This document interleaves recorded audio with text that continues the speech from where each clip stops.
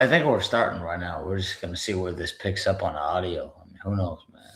Oh, I didn't know you started. I mean, shit, it doesn't matter, man. Well, it'll pick up somewhere in the middle of our conversation. So, I'm gonna ask you, what does happen to Giannis's brothers? So I'll preface with this. I remember reading several articles, I think during this season, where people were saying that Giannis plays better when he has his brothers on the team. Like he likes being around his family, specifically his brothers. And that when one of his brothers had COVID or something, he was apparently stressed out and he was playing worse or something, like during the bubble. It's a family oriented man right there. Family oriented man. And I've no idea if those are true, but look, his brothers don't play, and he's got multiple of them on the Bucks. What's that tell you? It tells you he told them, hey, I need my brother to be on the team, and I'm one of the best players in the league, so you're going to do that, right? Like LeBron, he's like, draft my son. And they're like, yes, sir. Right? That's what happened. They're like, yes, we will sign your brothers. And I bring this up because he just traded to the Heat. So are they going to sign the brothers? Like, what if Giannis tells them to? Like, will Pat Riley then acquiesce to Giannis's demands if he says that? I feel like no. Pat Riley was like fighting with LeBron at the height of his powers. You know what I mean? Like, I don't think he'll acquiesce for anyone. But I'll be interested to see if anything like that pops up. Because if it does, the media, that's the best headline they could get. It's sensational, family-oriented, right? Super. You can sensationalize it all day, left, right, center, tabloidable, the whole 9 yards. What do you think about it? That's a good question. I mean, before we even go there, I mean, I think it goes without saying we should address the elephant in the room. Like, it finally happened. It finally happened. We said we're not going to ever talk about it if it doesn't happen. Yeah, it wasn't. It finally happened. It finally happened. Now we can talk about it. Like, it finally happened. I'm glad, actually. I mean, I'm not saying I'm like a Jimmy Haslam fan, but I think he was the one that was like, you know what, we're trading him. This is ending before the draft. He said that in advance, and they made it happen.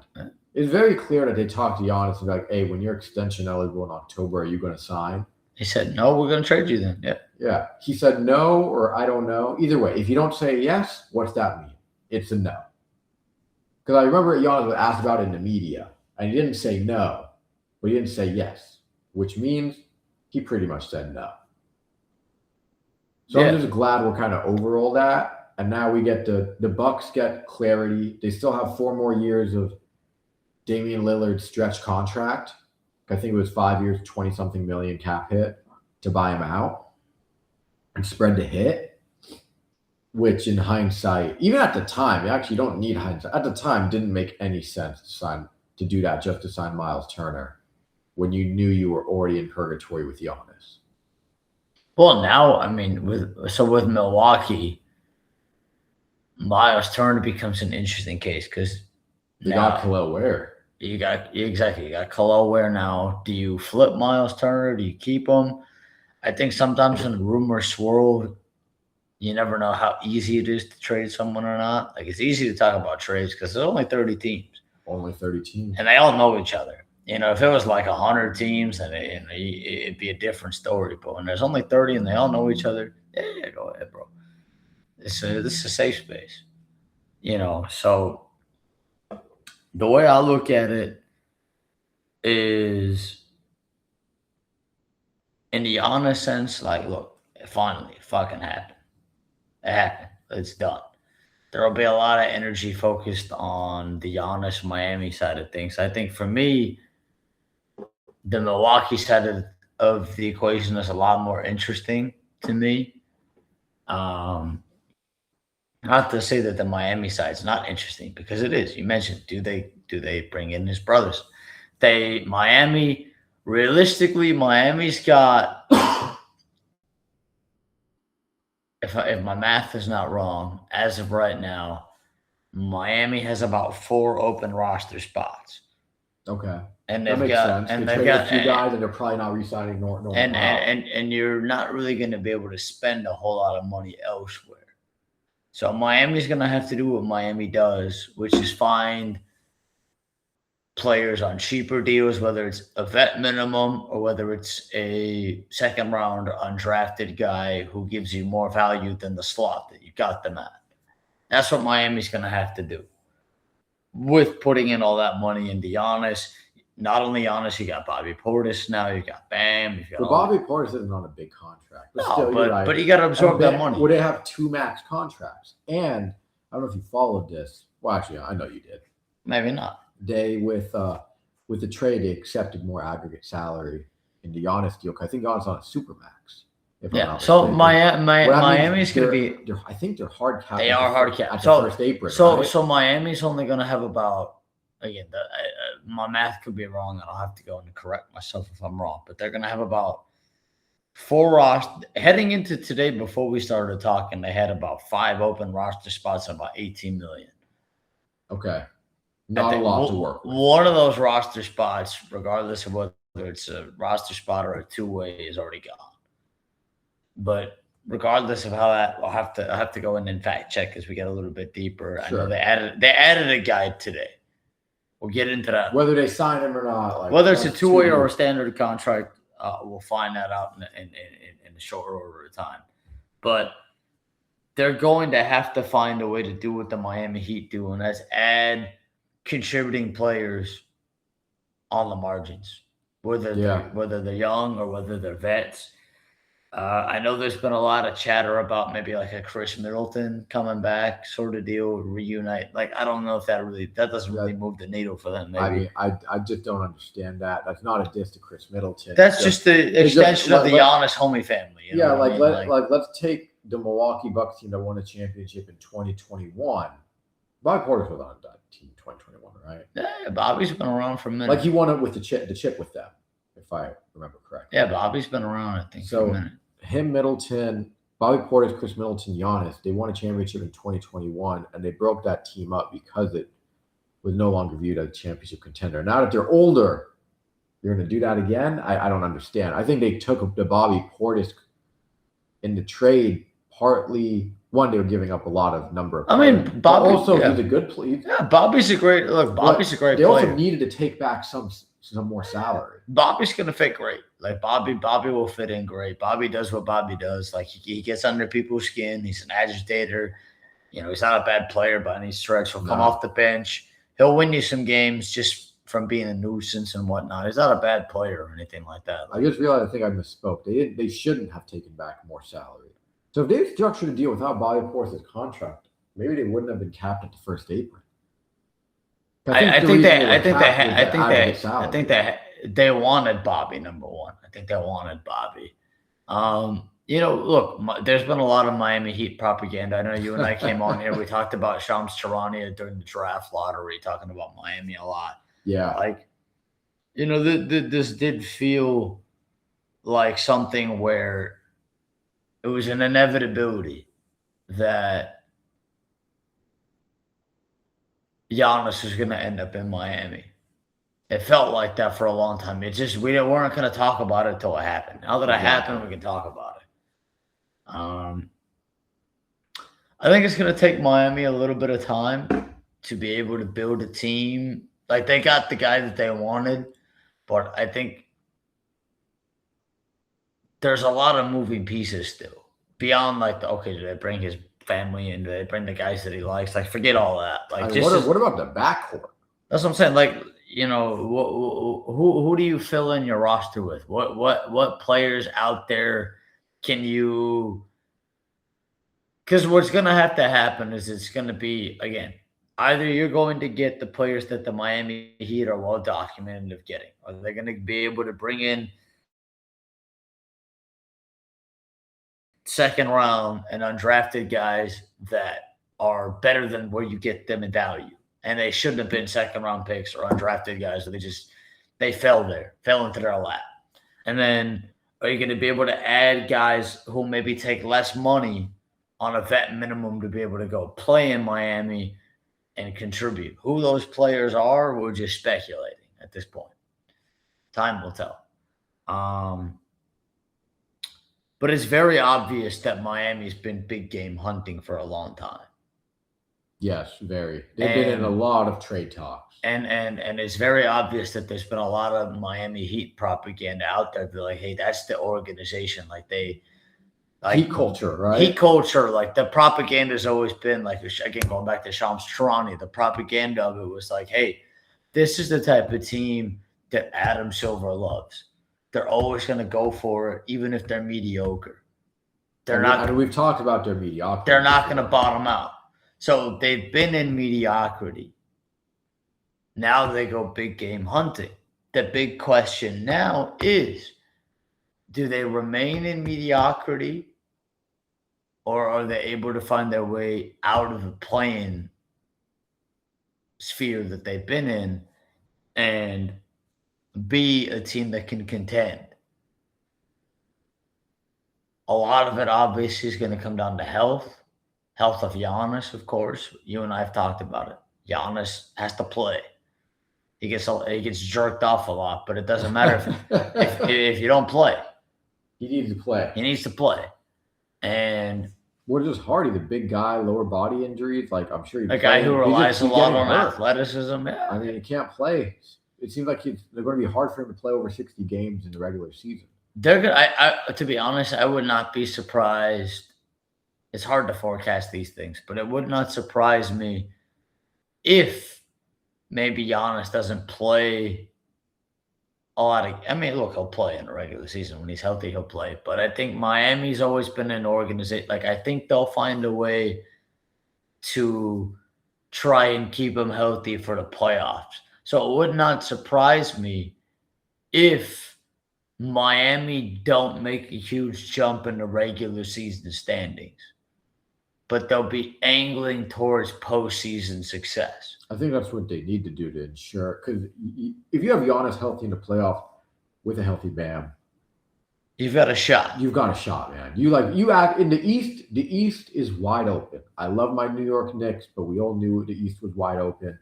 And next season, especially depending on what happens, the East landscape could look completely different. We don't know what transactions are still going to happen. There's still more stars that could be moved. Oh yeah, there's a lot of things that haven't been done yet. I think Detroit's going to make a big move. Oh yeah, and Houston apparently is has engaged in trade talks with everyone except Thompson. I think they're taking, like, if you want to call them about it, I don't think they're actively trying to trade. But they'll listen. I did a report about it, so they want people to know. Yeah, when you leak, like we talk about sources and you leak information. They leaked it. It was like, hey, we're open for business. So going to Detroit, I know Detroit traded Isaiah Stewart, Beef Stewart earlier to Memphis for 3 second rounders. Perplexing. You're clearing up salary. So I know, so different context, but one of the interesting things you and I have also talked about is, like, in this new era of the NBA with the tax aprons, the first and second apron, your New York Knicks, James Dolan is on record after winning a championship this year. It was like, no, we're not going to the second apron. All right. James Dolan, almost word for word, slightly paraphrasing, basically said, I am willing to write as big of a check as necessary without going into the second apron. I know that quote you're talking about. And that's very close to a quote. And it's almost the word for word. He said, without pulling it up. He said, I'm not going in a second apron, but everything else, blank check. Exactly. Blank check to that point. How about that? And keeping in mind, obviously, that the aprons were agreed on in the CBA that was proposed by the Players Association and by the owners of the NBA. So James Dolan saying that is obviously kind of funny in a certain sense, because it's like, these are self-imposed restrictions of paying a blank check. He opposed that one, though. He did. He did. I think. He opposed anything that's somewhat positive for a small market team. And this new CBA is great for small market teams. So, and Adam Silver actually just came out, I think, today and said that, part of what Adam Silver and the NBA want is the NFL model, quote unquote, where it's like, it doesn't matter whether you're a big market or a small market, which has been one of the complaints, even from me, of the NBA. And so you got to give somewhat credit where it's due, regardless of the methodology of it, where it's like, yeah, you know what, anybody can have a chance. At the same time trying to eliminate the draft, which goes. Yeah, exactly. And that's part of the great takey controversy of 2026, which is why there's so many nuances within this. Because you mentioned, like, Look, we'll talk about it in due time. Like MLB, it's got a big labor lockout looming potentially, right? Everyone smells a lockout. Hey, you notice Manfred's getting real chummy with Trump. You know he's going to call in a favor. That's a future episode, by the way, in about 24 to 48 hours. I've been building that one. I've been doing a lot of because you got to do a service. That's a future episode. I'm going to connect. I've been edging a big episode, and that's part of it. People don't. It's going to be connected all together. We'll get there in due time. I won't do that to you now because it'll take away from the crux of what we're trying to do here. But I'm glad you bring that up because I think it's going to connect. I'm going to try to connect all of these different things. It'll take some time. It'll be a long separate spiel. But going back to the NBA and Adam Silver and Miami Heat, Milwaukee Bucks, you mentioned Jimmy Haslam, Cleveland Browns, like all this shit connects. It really does. And on the Miami side of the coin, there's been a lot of Miami propaganda like, hey, that's what we want. Shams Charania during the draft letter was like, we want players in Miami in the draft sort of deal without saying it word for word. Like, again, you mentioned getting rid of the draft. Like, I think if it was up to the NBA, you mentioned Manfred and MLB. Like, one of the things that they've been proposing, which we'll talk about, is like, okay, we're going to get rid. High school players can't be in a draft anymore. You got to go to college. A international draft for players outside of the United States, which has never been a thing. They want to implement that. A salary cap is the big one, right? That's the big one. I think Adam Silver has always been in favor of the European model, which is where if you've got the money, spend it. And that's where I think the Shams Charania propaganda comes in. Because like you mentioned, I think if it was up to the NBA, if they could do it, they're going to try to add this NBA Europe thing in very short order. I think what they would want is the European model, where it's like, hey, if you got the money, spend it. Instead of like, we got a draft, it's like, hey, you're a young prospect. You want to go play for the Miami Heat? Go play for the Heat. Like, forget the draft. Because there's a lot of instances in the draft. There's a lot of chatter that goes on. And like when we do draft recaps and whatnot, it's like certain players try to steer their way with their agencies to go to certain teams. Whether it's in the first round or the second round. In the NBA, they're like, hey, look, like, don't take my client. My client wants to go here. That happens in the NFL too. Happens in the NFL too, of course. What Eli Manning, big example of it. Yeah, and that's a lot of the stuff that goes on behind the scenes that doesn't get talked about a lot. Where you can steer your way sometimes to certain places. Sometimes it doesn't always work. Like we talked about Ace Bailey. Yes, that didn't work out. That did not work at all. The Jazz were undeterred. And the same thing this year. The Utah was undeterred with Darren Peterson. And Darren Peterson, contrary, was like, he said all the right things in the media, whatever. Like, it's like, look, Utah doesn't care. You don't want to come here? We don't give a fuck. We're going to draft you anyways. And you have to play well or else you won't get a second contract. But not every, and then like, so there are certain instances where sometimes a team won't care. And then sometimes the player will get their way and they'll be able to force themselves to a certain spot. It really just depends. But I think on the Milwaukee side of things, did they get the best return that they could have gotten for Giannis on face value without any other context? Perhaps not. But did they do the best that they could given the circumstances and given the fact that they waited so long? I do believe that. So I give them a little bit of credit, somewhere in the middle, because some teams would have kept on to Giannis and just held up, like MLB, like the Angels. The Angels knew that Shohei was going to leave. They knew Shohei was gone. Everyone knew that, and they decided to let him walk. Exactly. The best player in baseball, and also one of the best pitchers. So it's like, Babe Ruth, they let him walk. I still can't believe it. So I'm glad you bring that up, because the way that I like to look at it is like, are you ever going to get fair value in the moment? No. Probably not. But it's always better to get something than nothing. And the earlier you do it, the more likely you are to get something. So look, Milwaukee could have done this dance 2 years ago. Absolutely. Everyone saw the writing on the wall. But they didn't. They waited this long. And the fact that they waited this long and still were able to get what they got is a testament to the fact that, like, it's almost not even giving Milwaukee full credit, but it's also saying, like, hey, you know what? Like, I do give them credit because what Milwaukee was able to do is they've now added 4 players in the trade, 5 if you include the guy that they took with the 13th pick. And then you've got 2 additional picks in the 2030s. That's pretty good for a team that traded away draft picks, right, to get Damian Lillard and that's all these other trades. Exactly. So it's like, did they do the best that they could have done 2 years ago? Perhaps not. But they did better. They did as best as they could now. And I think Milwaukee's in a better spot now than they were 48 hours ago. And a lot of people might disagree with that because they'll say you gave up Giannis and he's the best player in the trade. But what it does is, number one, it gets rid of the toxicity of the fact that you're constantly in these reports every day. I mean, dude, it was remarkable. Every fucking day was a Giannis report with similar information phrased slightly differently from similar and different people. And it's like at a certain point, you're not saying anything that you haven't already said. Like, let's drop the bullshit. Let it happen, and then let's talk about it. Now that it's happened, if you're in Milwaukee, you got Kolo Ware, Tyler Hero, Jaime Hawkins Jr., Kasparis Yakushonis. You got Nate Ament at the 13th pick, and you got 2 additional picks in the 2030s.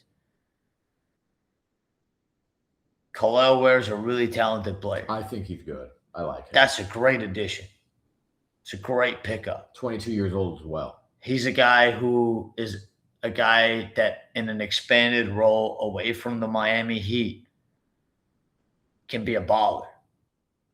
He has room to grow, and this is an opportunity to showcase that. Oh, yeah. He could be a great player in the NBA. Let's not forget about that. He could be an amazing player. Still on his rookie deal? Oh, yeah. That's what you need. So, he's playing for that second contract, too. So it's a great trade. He has every motivated. Absolutely. You've got a guy who's motivated out of Miami, opportunity. He's going to have the ability to play more in Milwaukee than he did in Miami. And he could become, if he plays lights out, he could become the franchise guy. There you go. Okay, you get Tyler Hero. They can flip him. They can flip him or play him because he's from Wisconsin. So, you know, if you keep him, he'll be happy to be there. He's a great player. You could play him, let him play well, and then flip him. You could flip him now, or you could keep him and have him be a part of your current team. You have flexibility there. Jaime Hawkins Jr. is a great player, too. Absolutely. He's not a slouch. He's not a bum. He's a good player. Very. And then Kasparis Yakushonis is a guy who was a high first-round pick last year. And he just didn't really get a chance to play much with Miami. But in Milwaukee, he's going to get a chance. He's a talented player. He can pass the basketball.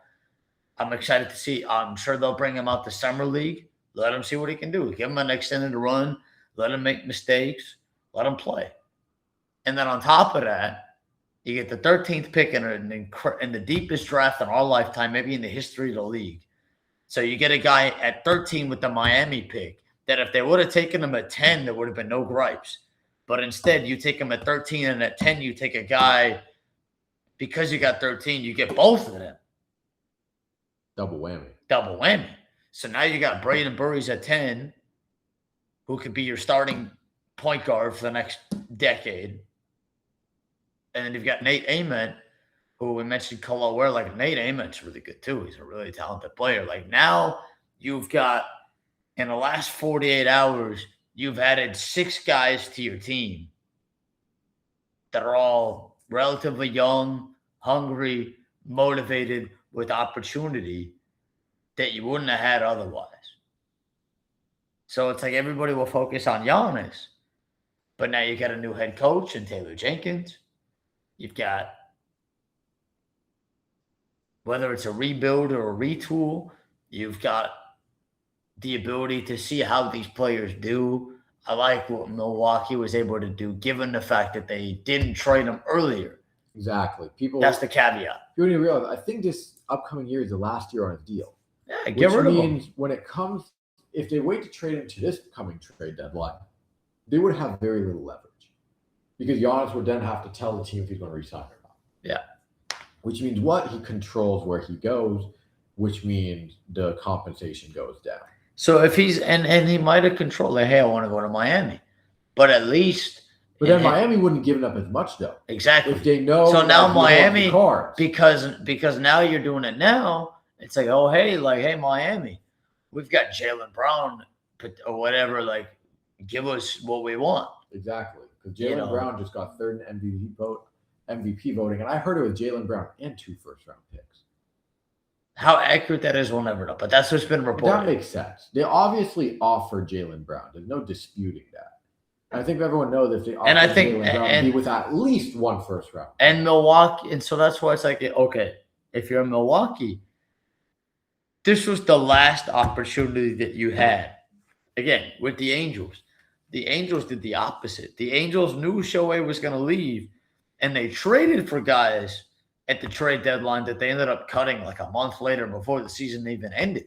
And then they lost Shohei for nothing and watched them go back-to-back World Series. The Angels are just inept. But that's why it's like, okay, if you're Milwaukee, could you have traded him 2 years ago? Yes, you could have. But as much as we can critique that, I give them credit in the sense that, again, they're better off now than they were because you weren't going to win with Giannis. It was over. They sucked ass with Giannis last year. I watched Giannis Antetokounmpo and the Bucks lose to the Sacramento Kings at home last season. Early in the season. The Kings. Which I know people will say it's a regular season game and blah, blah, blah, blah, blah. But like, look, it's hard to win when your star is disgruntled and it's openly threatening. Giannis was not happy. Through his Doc Rivers was not happy to be there. Doc Rivers was the happiest guy in America to resign. He was like, yeah, I wanted to resign. I couldn't do it anymore. He's like, I'm over this. So now if you're in Milwaukee, you've got flexibility. Do you want to flip Tyler Hero? Do you want to flip Miles Turner? Do you keep both of them and try to be a little bit competitive? Who knows? But you're better off now than you were with Giannis because at least you picked a direction. You're not stuck. Exactly. No more purgatory. No more purgatory. And now with Miami, Miami's been in purgatory. Now, if you're in Milwaukee, it's like, look, if Miami has success, it has nothing to do with Milwaukee. Like, then that's just Miami. Miami did their deal. But I just think a lot of people who talk about Miami, I'm interested to see the Milwaukee perspective of it. How do they integrate the 2 guys that they drafted in the first round? They're going to add a couple other guys, too. We'll talk about that later, beyond those 2 guys. And then the 4 guys they got from Miami. Yeah. And then maybe they flip more guys. Who knows? Like, it's a little bit of a blank canvas right now. Which is a way better place to be. That's exactly. If you want to move your team forward, that's the way to do it. Having a disgruntled star. It's not the way to do it. He doesn't want to be there. It's clear when he's speaking through his agent, saying, you guys need to do this, that, I'm not happy. If you don't do this, I'm leaving. If someone's already bro. If you're already thinking about leaving, man, it's time to rip the Band-Aid off. It's like a relationship. If you're in a relationship, if you're a man or you're a woman, doesn't matter, or wherever you are, whoever you are, you're in a relationship. Gay, straight, trans, whatever, you're dating somebody. You're in a relationship. And your partner is incredibly toxic. And your partner comes up to you and is like, I could do so much better than you. I'm settling for you. Like, step your shit up. Crazy work. You break up with that motherfucker. Yeah, it's like, all right, that's you say, you know what? Like, you go have fun by yourself. I have value too, motherfucker. That's a toxic relationship. Yeah, if Giannis was hitting like it, yeah, like if it's a relationship, like imagine, like we're both dudes. I'm dating a girl, you're dating a girl, hypothetically. One of us is dating a girl, and the girl, like, okay, let's just say I'm dating a girl, and my girlfriend goes to you, and she's like, "Hey, Arman, And I'm not really too happy with Ryan. I don't think he's going to be able to take me to the promised land. Like I'm looking to change teams. Like Arman, you're looking pretty attractive right now. That would be crazy work. That'd be disrespectful as shit. But that's what's happening. You know what I mean? Like you're a good friend of mine. I reject that shit. I tell you immediately. Yeah, but there's only 30 NBA teams. I don't care. Yeah, that's true. Giannis has been trying to cheat for a couple of years. The thing is, when you find out your girl's trying to cheat, you leave. You're like, I'm gonna let you go. I'm gonna let you go. But when you're thinking with your dick and not with your head, when you're thinking with the other head, Milwaukee's thinking, we got Giannis, we got the beautiful girl. She's my girlfriend. I'm gonna do everything I can to prove to my girlfriend that I'm that guy. Which they did. They traded for Damian Lillard, which did not make sense at the time the trade was made. And then they waived him and signed Miles Turner. And that's not going to work. But that's where people, I'm like, when people get into relationships, it's like part of the thing with the relationships is you have to value yourself as much as you value your partner. Absolutely. Because if you don't value yourself, your partner's going to fuck you. And if you're going to get fucked, you got to come too. And Milwaukee was not coming. Giannis is going. What an analogy! Giannis is going up to every other eligible bachelor in a party and saying, "My boyfriend is a cuck. My boyfriend cannot take me to the promised land. My boyfriend, I don't want that wedding ring from my boyfriend, or we're married. My husband is not capable." Oh my God, it's funny. No, it's serious. Like that's like your analogy is spot on. Like that's hilarious. But it's factual. Like I'm that's not even so funny. Like if that actually was like a real life relationship. But that is a real life. There's someone. There is someone that is going to hear this, and I hope they hear this. Like, damn, I got to break up with my girlfriend, or I got to break up with my boyfriend, because it goes both ways. You got to value yourself. Like if you're Milwaukee, if this motherfucker doesn't want to be there, dude, go. You get good value from me. Go. Listen. I'm Milwaukee. Oh, listen, my dick will get hard with somebody else. I got rid of you, and I've got 5 women lined up for me to come play for me right now. I got Kalo Ware, Jaime Jaquez, Tyler Hero, Kasparis Yakashonis, Nate Amon, Braden Burry's. Like, fuck Giannis. You don't want to be here? Like, look, you could be the baddest woman on planet Earth. You could be like, people want to fawn for you. People want to fawn for Giannis. All the media is like, yeah, it's like with celebrities. They're like, oh, this woman's so beautiful. She's so sexy. She's got a million bajillion followers on social media. She's so hot. She's a goddess. Nah, fuck all that bullshit. You got value, my man. Fuck all that bullshit. You got value. Instead of saying like, oh, I can't get a girl like that. Oh, I can't get a Giannis. Like, what do you mean you can't get another Giannis? You got Giannis already. Go get 5 Giannis's, or 5 people that'll be better than Giannis. You don't need that bullshit. You don't need that toxicity. You need to move on. Move on. Break up. You're not going to last. You're not going to stay. It's not going to be that forever, ever, never bullshit that they sell you on with the propaganda. That's not going to work. You're going to convince yourself to stay in that toxic relationship because she's so beautiful and everybody wants to be with her. So I got to do everything I can to be with her. No, cut ties. Get out of there. Get out of there. Feed her. Look, she wants to go to Miami, and she thinks grass is greener on the other side. Let her go. Maybe she has success too. That's great. Look, if Giannis wins in Miami, great. You wish him the best. Pat Riley would be through the roof. He'd solidify himself. Like, no one would be a better GM than him. That's what I'm saying. But look, in a relationship, like sometimes the hardest part is ending it. You got to end that shit. And part of it is like, hey, I wish my partner the best. You think you can do better than me? I wish you the best. Go do better than me. But I have value too, and I think I can do just as well as you without you as well.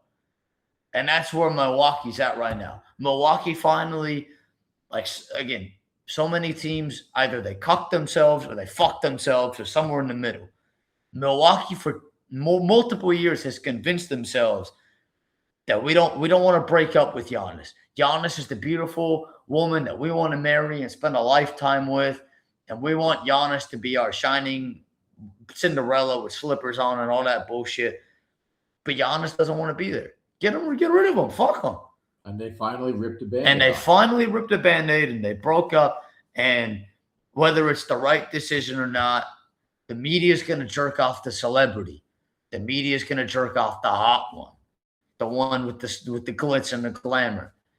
So on the outside world, people will say, "Oh, Giannis broke up with Milwaukee. Giannis is the winner.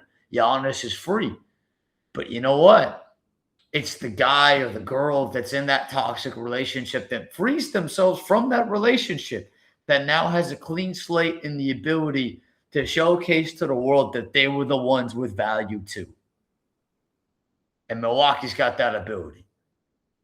Yeah, they've got to move forward. I read a few things that people were like, "Oh, well, Milwaukee got screwed because they didn't get like an All NBA guy in return." It's like, well, other than Jaylen Brown, there's no other offer that was going to get them that. No, and the thing is, getting Jaylen Brown, like it just they have to make a decision on where they are with their cap restrictions because of the Damian Lillard wave and stretch, Miles Turner on the books, the fact they don't have a lot of first round picks, like.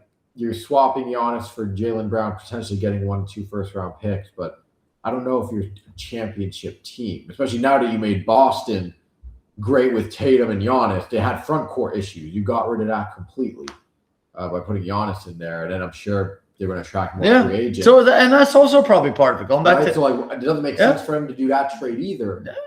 So I think them just essentially saying, "Look, we're not trying to win a championship this year." No, it's very clear. Obviously, the head coach, and that's why they turned down Jaylen Brown. But yeah, they're like, it makes sense. We're not trying to win a championship this year or even the year after. No, we're trying to set ourselves up for long-term success. And I think considering that they got a pretty good return, I'd say I wish Giannis well, but I'm a Knicks fan. I want the Knicks to win it all again, and I don't want Giannis in our way.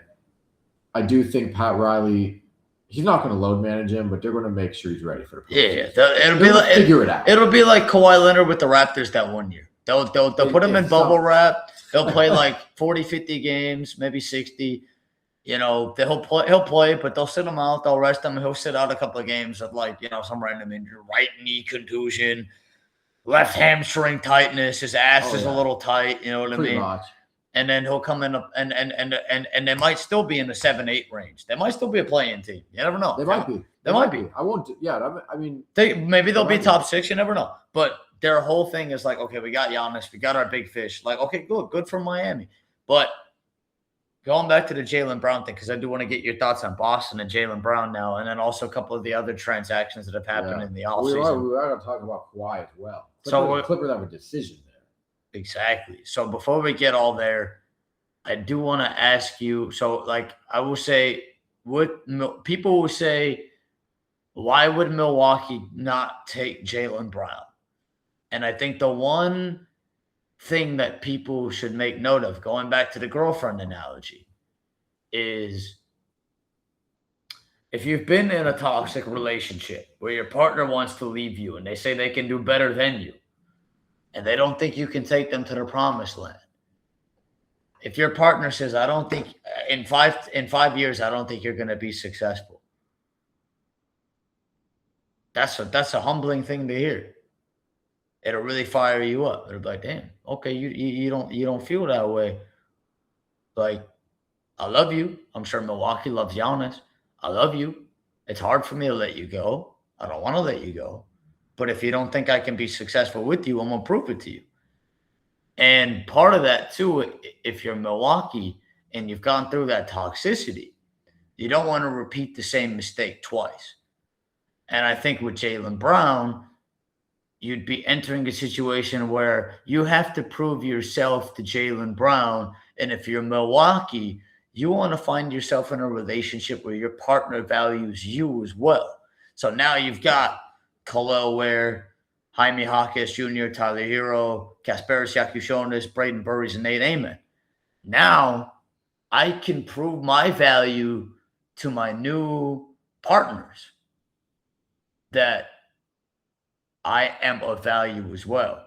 Instead of trying to prove to Jaylen Brown and going through the same cycle that you did with Giannis that I am good enough. If you're trying to be in a successful relationship, the people that you're in a relationship with will love you for you instead of you proving to them your value.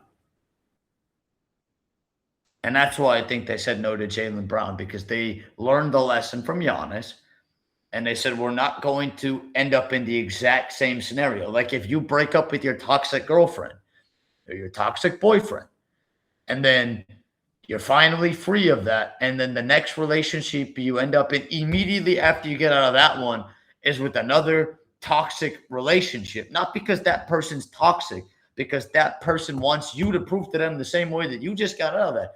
You got to learn the lessons from your previous relationship and say, you know what? We don't want to have to prove to our next partner our value. We want to find a partner that sees that we can become something together greater than what we would have done apart. So that's why I think Milwaukee took Miami's offer and not Boston's offer, regardless of any other. This is just as someone with the, I don't know, I wasn't in those rooms. But if you ask me, it all goes down to relationships, is the analogy. You've learned from Giannis. Giannis didn't want to be there. You think Jaylen Brown's going to go to Milwaukee and say, Jaylen Brown's going to say, look, I got to be the 1A. I got to be the guy. This is my team. We're going to win. Are you going to pay me? Blah, blah, blah, blah, blah. Yeah, I assume and it's just coming season extension. It's just deja vu. It's deja vu. And so if you're Milwaukee now, instead of taking the 29-year-old third in MVP voting who's disgruntled in his already current relationship, same as Giannis. Yeah.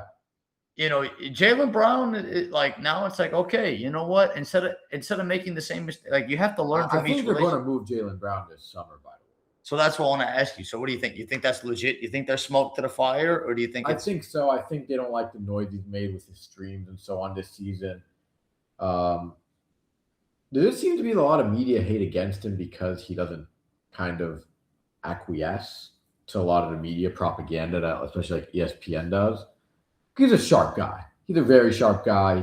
He's a Cal Berkeley guy. He's educated. He's always been very conscious as well of social issues and injustices, and is not afraid at all. Yeah. Look, is he right about everything? No, but like you said, he's a confident guy who doesn't care what people think. Yeah, and put it this way: there's a lot of other people that act like that, and they get a pass, right? But he doesn't because of media propaganda, essentially, exactly. right? There's some reason he doesn't get a pass. So he's viewed as problematic, where it's like, no, he just speaks out on things he feels passionate about. He doesn't talk shit on teammates or anything. Yeah. Like, he doesn't call locker room. Like, I think you and I kind of talked about this a little bit as well. Like, you have a lot of hate for no reason. I will never understand this propagandist notion out there with all these different publications that are not the Unfiltered Report. Not to give ourselves any kind of pat on the back, like, but like, the thing that I'll never understand, so there's been a lot of controversy about Jaylen Brown saying that this was his favorite season, this past season. Why is that controversial? I really don't understand that. It's like, look, it's other than propaganda.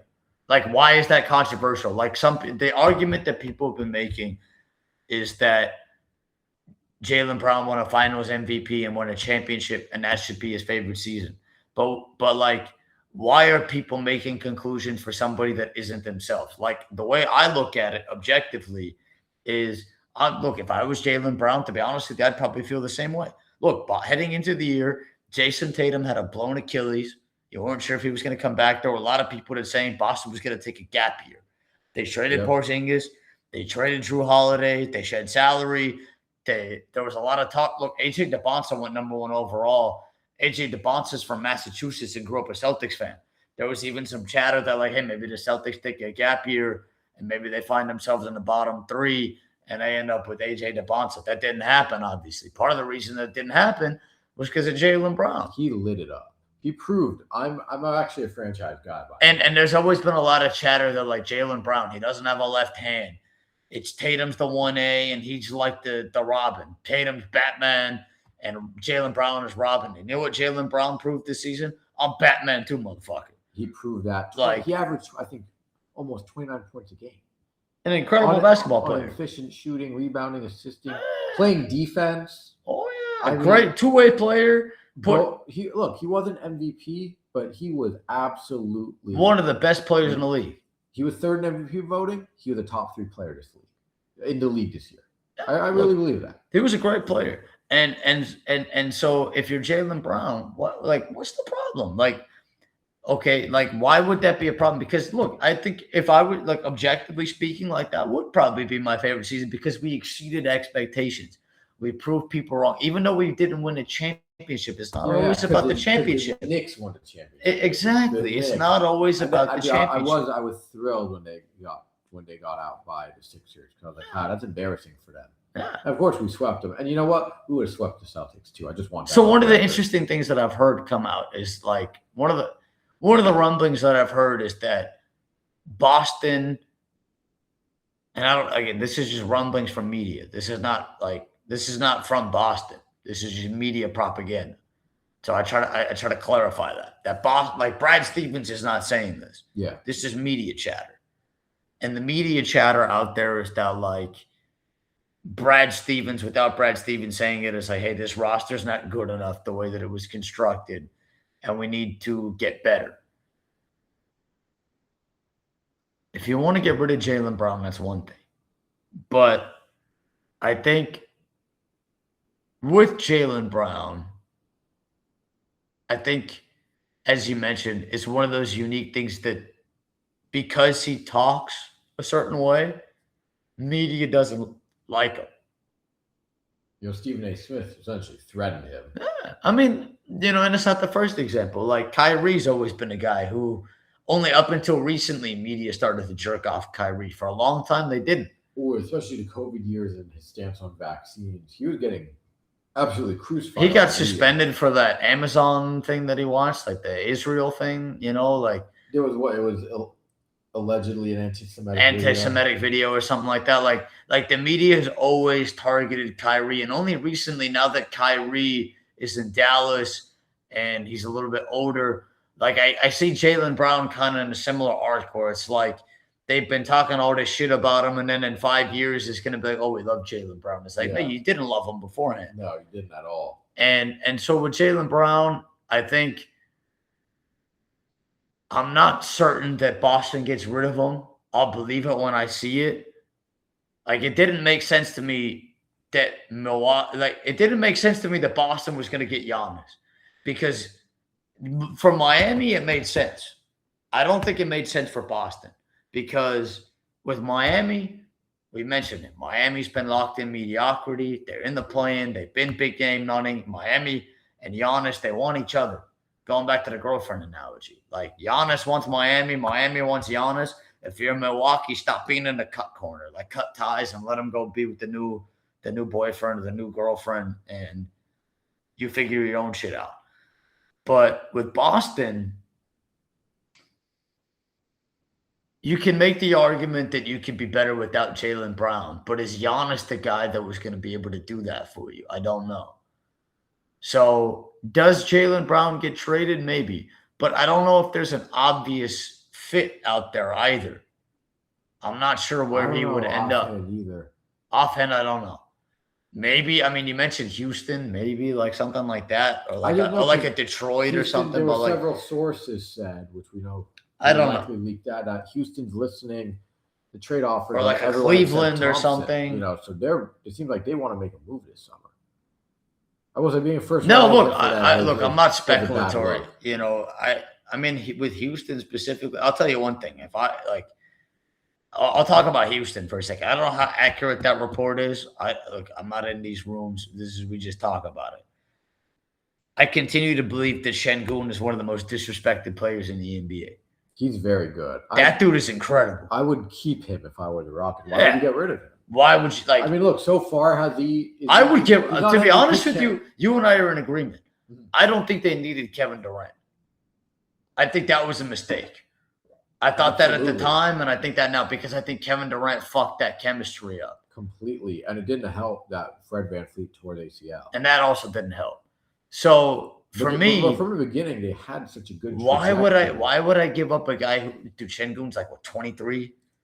They call him Baby Jokic for a reason. That dude's incredible, man.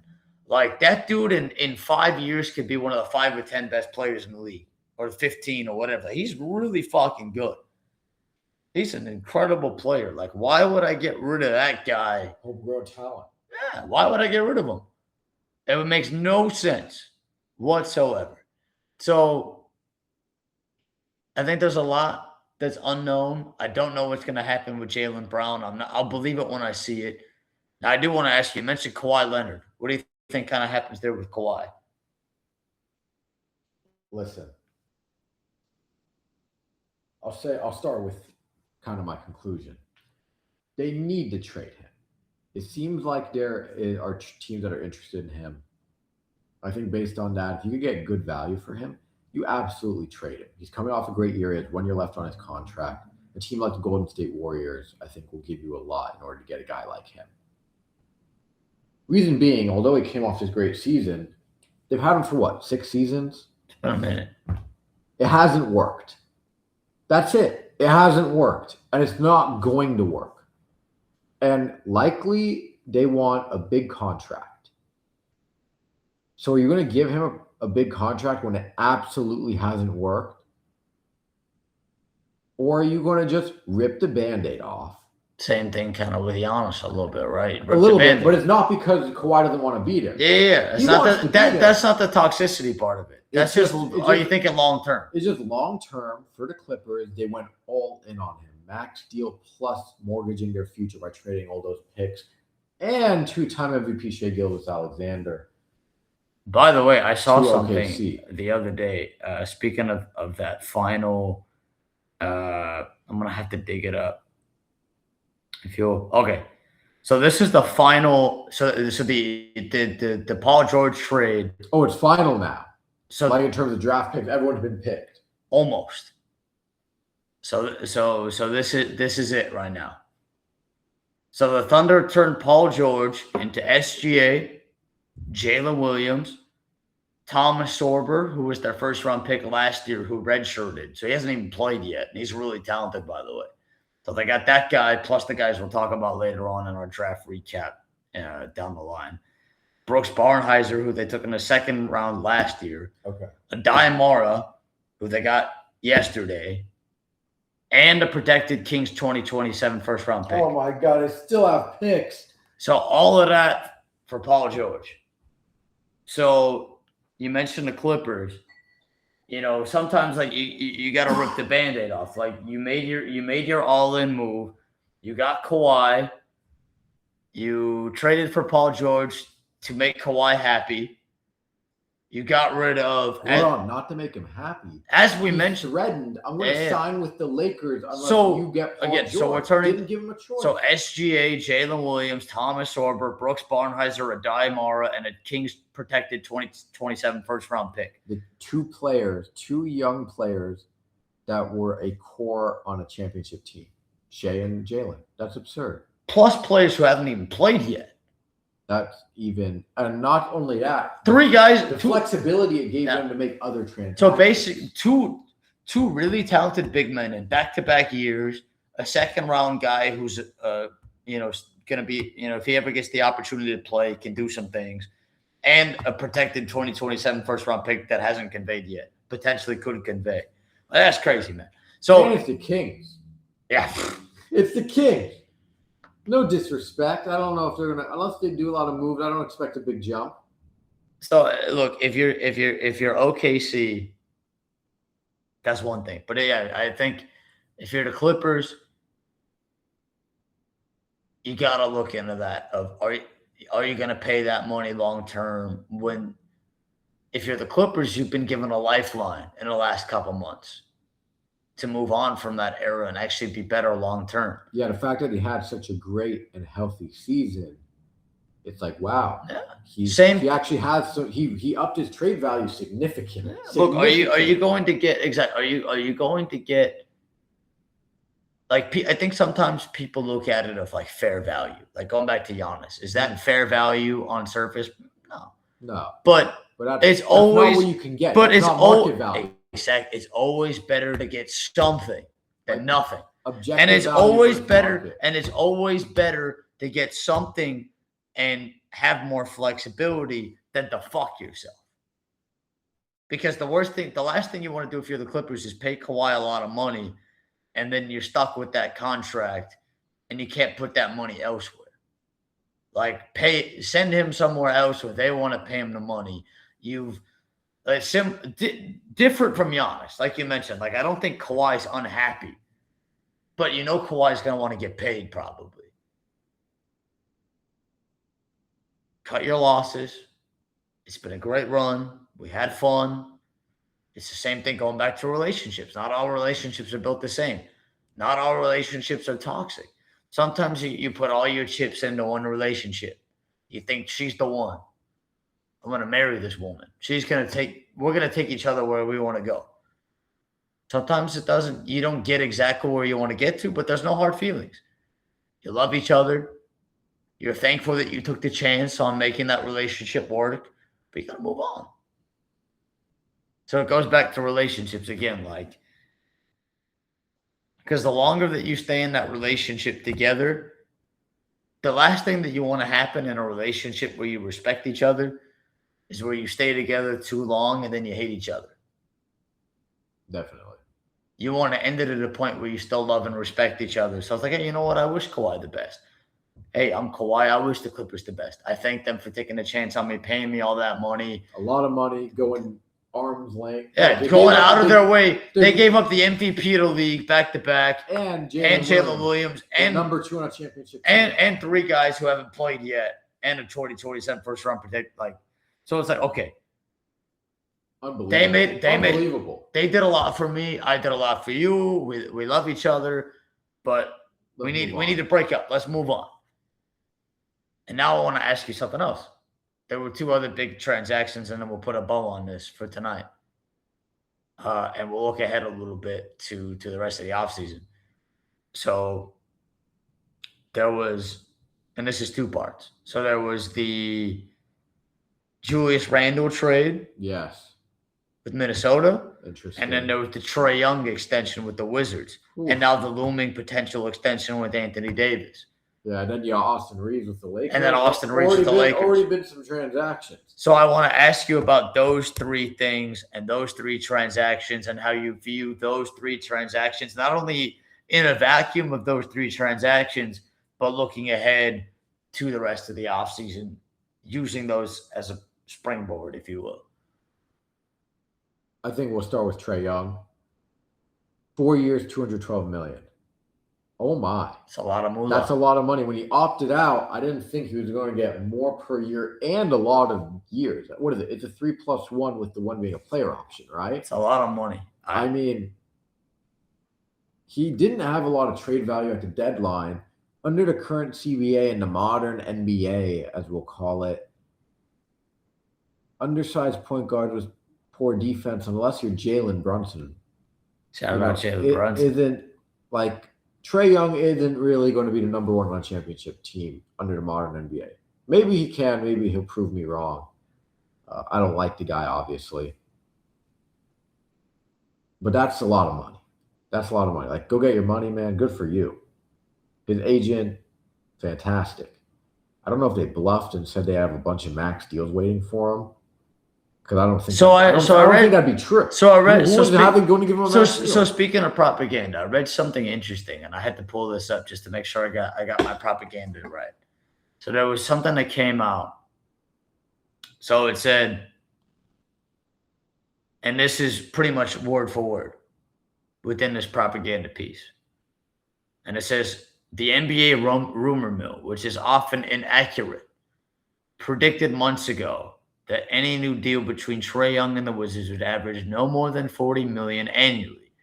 But in recent weeks, Wizards decision makers became convinced that with the NBA's new anti-tanking measure, shout out the great tanking controversy 2026.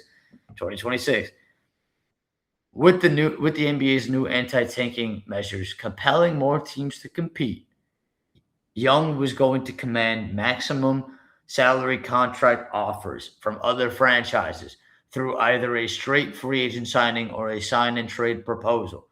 Because the Wizards hold Young's bird rights, the Wizards had the latitude to offer Young up to a 5-year contract with 8% annual raises.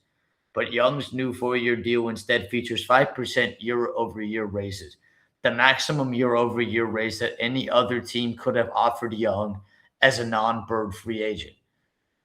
And Bird rights goes back to Larry Bird.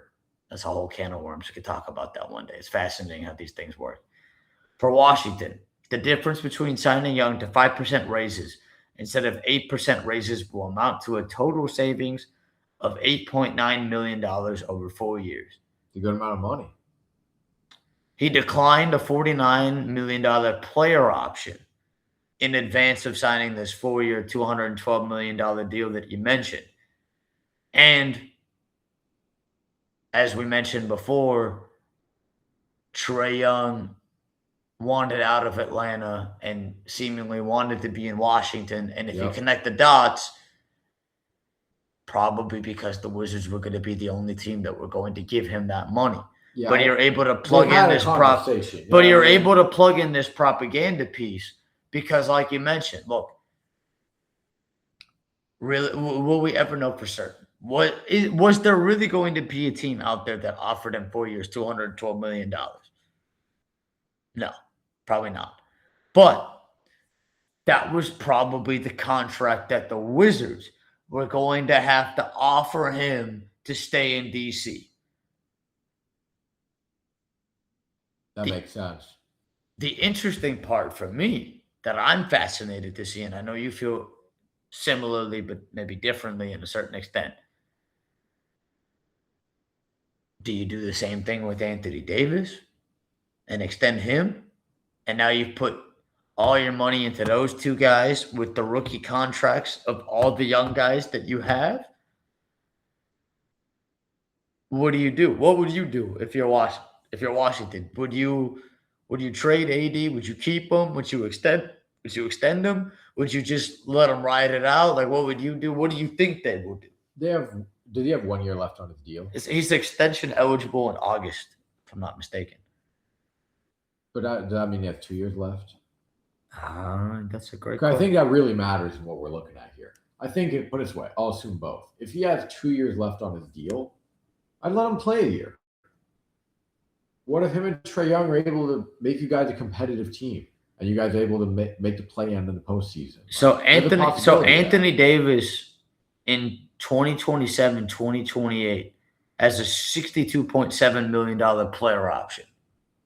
Well, okay, that means he has and then 2028, 2029, at the age of 35, he'll be an unrestricted free agent. Okay, he's got 2 years left. So right now, his current salary, Anthony Davis is going to be making $58.45 million this season, or 46, depending on how you want to round up. And then he'll have a player option. So he'll be extension eligible in August. Okay. And there have been some rumblings from media sources that are not the UnFiltered Report. Did Anthony Davis...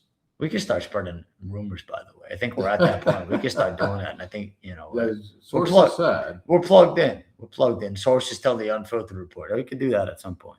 But with Anthony Davis, he's extension eligible. There have been rumblings that Anthony Davis wants to be taken care of like Trae Young was taken care of. Okay. He wants a max deal. He wants money. AD, even himself, I'm pretty sure I'm paraphrasing, but a couple months ago, do you know what Anthony Davis said? I do not know. I love money. Almost word for word. You can dig that quote up. I'm not sure exactly. He was like... He's sending a message. He's like... That's on purpose. The agent told him to say He's like, I want to get paid. Yeah. Like, some people care about winning. Some people want to get paid. Some people want to do both. Like, AD's like, I like my money. Look, man, if you're a player... AD's trying to make moolah. Dude, you're a player. You've already won a championship. And you're on the Wizards. He wants that moolah. Yeah, it's like Trae Young. Look, and this is also Trae Young. Remember, he's a big man. He's in his 30s. This is his last injury prone. Wants his last big bag. If he could get a 4-year max, that carries him to his older 30s. Making max money as a big man. That's unheard of. Yeah. So I think it's a fascinating thing because, in my opinion, I have been of the opinion that the Wizards don't need either one of those guys. They got a lot of talent. They're going to have them. They already paid Trae Young. I think they'll pay AD. I think they will. The fact that they traded for him, they had this. They will. They did. And they'll put the money into both. And I'm convinced that they'll pay Anthony Davis. I don't know what the exact figure is. I think it's going to be a 3-year deal. I think it'll be 3-year max money. Or maybe it might even be another. Look, both of those two guys might be a 2+1 with the player option. Those guys are going to be making the majority of their money. And they're going to have all the other young guys on rookie deals, and then they'll figure the money out later. Well, the thing is, I mean, that does make sense in that maybe these guys can keep you competitive. Yeah. So I actually, and then when they leave, the other guys are extensions. So that's why I think it's an interesting caveat, because do I think that the Wizards need either one of those guys? No, I don't. Do I think that they should spend that money objectively? Maybe not. But I see why they're doing it, and I don't disagree with it. And the reasoning is it's a complex situation. I can't wait to figure it out, because in my opinion, you look at the young talent that they have. They have enough young talent without those two guys. But can those two guys help you in the immediate get over a certain hump? And then when it comes time to paying your young guys, then those contracts come off the books. I can see that. So I see the point where you have to put your money somewhere. And to be honest with you, they got Trae Young and Anthony Davis for pennies on the dollar because of the aprons. Like, dude, you get rid of CJ McCollum for Trae Young, you take that 10 times out of 10. That was a great trade. And you don't have to give up any substantial assets, and it's just CJ McCollum. No draft picks. And then same thing with AD. And that worked out well for the Hawks because CJ McCollum, it worked out well for both teams. Exactly. So I think if you're the Wizards, and it goes back to the great tanking controversy of 2026. Always ties back. You send the message to the league like, hey, we got Trae Young and Anthony Davis. Now it doesn't look so bad that you get the number 1 overall pick a couple months ago. Ooh, that's a good point. Now it doesn't look so bad. That's a good point. Same thing with Utah getting Jaren Jackson Jr. They find them for tanking and sitting guys, but it's like, okay, they're making a commitment. Hey, give us the number 2 pick, and we'll be good next year. Exactly. Yeah. So, and that's why we came on here a couple months ago. Like, I think the Wizards and the Jazz, like, those two teams are dangerous, man. They are in different ways. Competitive. I promise you, nobody is going to want to play either one of those teams. For different, both of those teams. Like, you look at the Wizards, like, okay, you got Trae Young, AD. Forget you got DeBonsa. They got a couple of guys. I think they got Felix Okpara in the draft earlier today. I'll have to go. We'll go back and do the draft recap later on. But adding to what you've got in the draft this year, you've got Trey Johnson, Will Riley, Keyshawn George, Bob Carrington, Bilal Coulibaly, Alex Sarr. I mean, fuck, man, that's a lot of talent. That's a lot of talent. You go to Utah, you've got Lauri Markkanen, Jaren Jackson Jr. We'll see what happens with Walker Kessler, whether he comes back or not. Probably will, but there's a little bit of haggling on the money. Okay, you got those 3 guys: Ace Bailey, Darren Peterson, Keontae George. I mean, fuck, man. Isaiah Collier, Bryce Sensabaugh. Like, you go down the list. Jalen Williams, like, her brother Cody. Like, you go down the list. Like, holy fuck, these guys got talent. Absolutely. Kyle Filipowski, like, hey, shit, that's a tough team to beat. That's a really tough team. The West is going to become instantly more competitive. And so with the Wizards, it's like, okay, you got to put that money somewhere. And because the one caveat that I make with the Wizards that I think is an important caveat is, again, if that money has to go somewhere, think about it this way. Were they going to be able to sign Trae Young or AD as a free agent? No. No, you're right. But you trade for them. And you trade with the understanding. With the understanding that we're going to give you more money than you would get elsewhere. So kind of play ball with us. We play ball with you. You play ball with us. Yeah. We'll give you more money than anybody else is going to give you.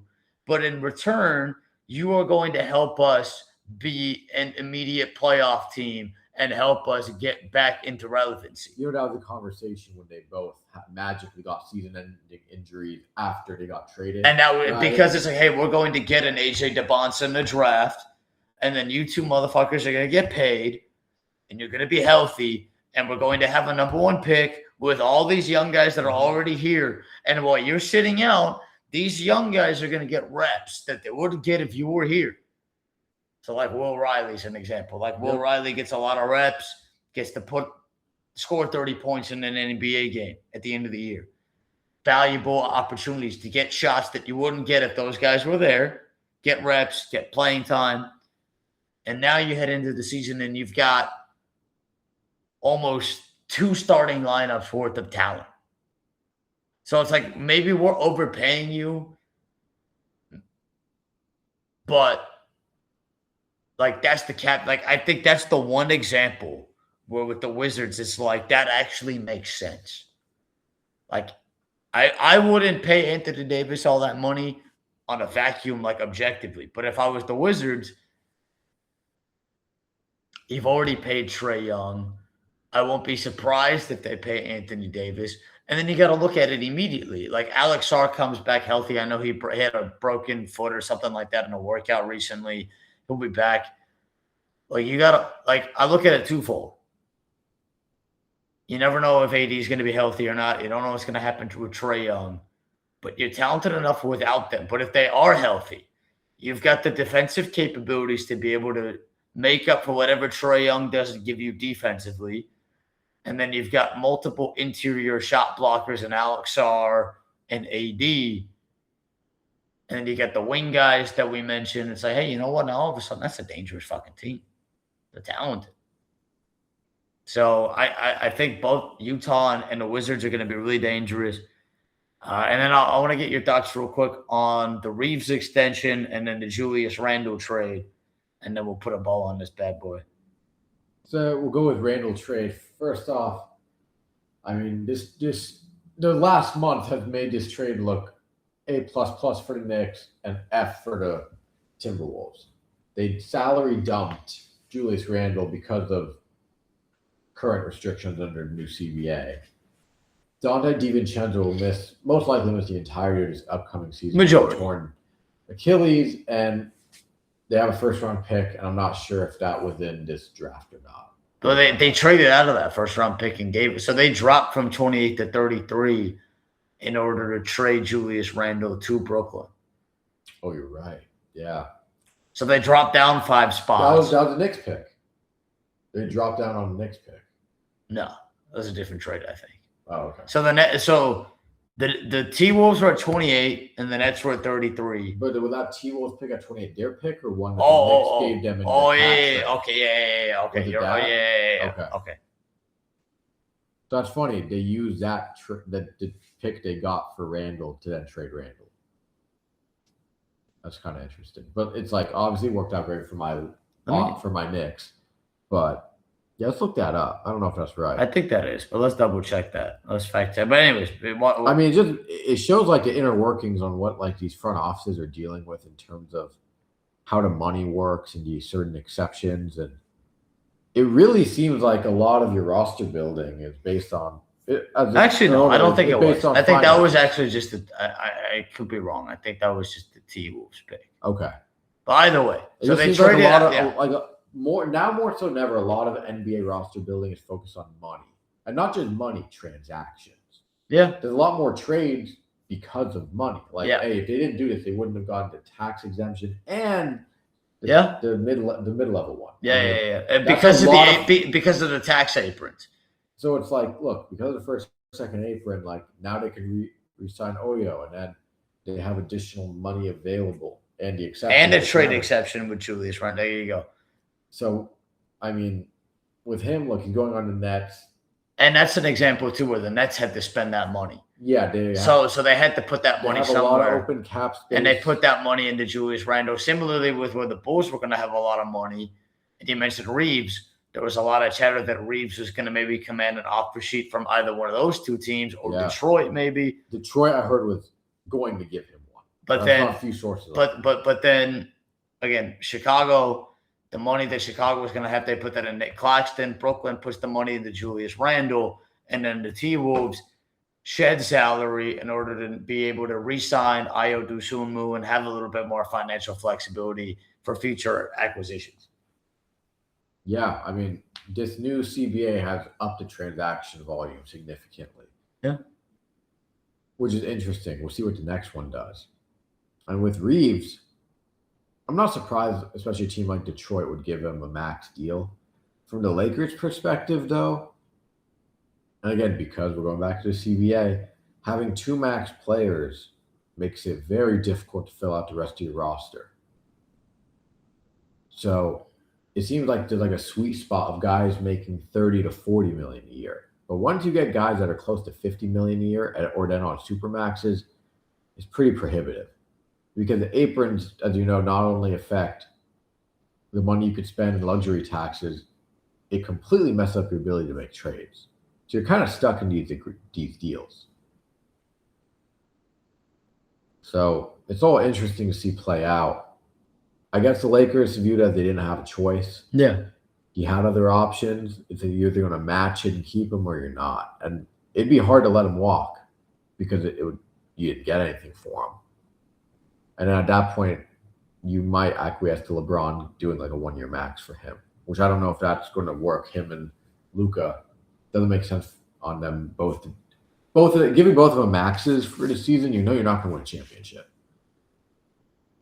Yeah, I think it's one of those things where the Lakers is going to be interesting to see what they do and where the money goes because obviously LeBron. I mean, a lot of people talk about the LeBron piece, but they got to fill out a roster. They got to fill out a roster, and look, LeBron will go wherever he wants to go, right? Like it depends on will he take less money and all these things. Because if he wants max money, I think he's kind of pigeonholing himself. Like I don't even know how many teams have a max slot available. There's not a lot of them. Yeah, we'll see what happens with LeBron. I mean, a lot of people are going to give a lot of oxygen to LeBron, but we don't need to. I think on the Reeves thing, I think you kind of said it does feel like it was one of those things where they didn't want to lose him for nothing. And, he's got the chemistry with Luka and whatnot. They got the friendship and blah, blah, blah. But now what you've done, if you're the Lakers, in giving Reeves that contract, is regardless of LeBron, you're saying that these are our two foundational building blocks moving forward. And everybody else that we acquire is going to fit around these two guys and what they can do together. Which means you need size and defense. And the big question is going to be, can you fill out your roster with size, defense, shooting, and all that with all the money commanded into those two guys? So we'll see. It's an up in the air part. That's going to be the fun part about the offseason. There's going to be a lot of transactions coming. It's going to be a beautiful reports at the trade deadline in February which we had an active trade deadline. That's going to be nothing compared to this offseason. I believe it. It's going to be fun, man. I'm looking forward to it. And I know you and I are going to come on here and we'll talk about it throughout the offseason. Absolutely. We'll have a blast and it's going to be a lot of fireworks. And we'll be here to talk about it as it happens. But any concluding thoughts, my brother? Hey, we were going to talk about the draft, and we ended up just going sideways. Gotta love it. That's how it goes, man. You just started flowing. We'll talk about the draft another time. It's all good, man. We got the offseason preview. That's how you know we were flowing through. Hey, we got it done, baby. We're flowing, baby. Arman, my guy, appreciate you. It's been a pleasure, man. We're gonna start spreading rumors. We'll be in the. We'll start spreading propaganda in due time, maybe. Who knows? Who knows? Only time will tell. Ladies and gentlemen, stay safe. My name is Ryan Arman. Love you, brother. We'll be back. Stay safe, people.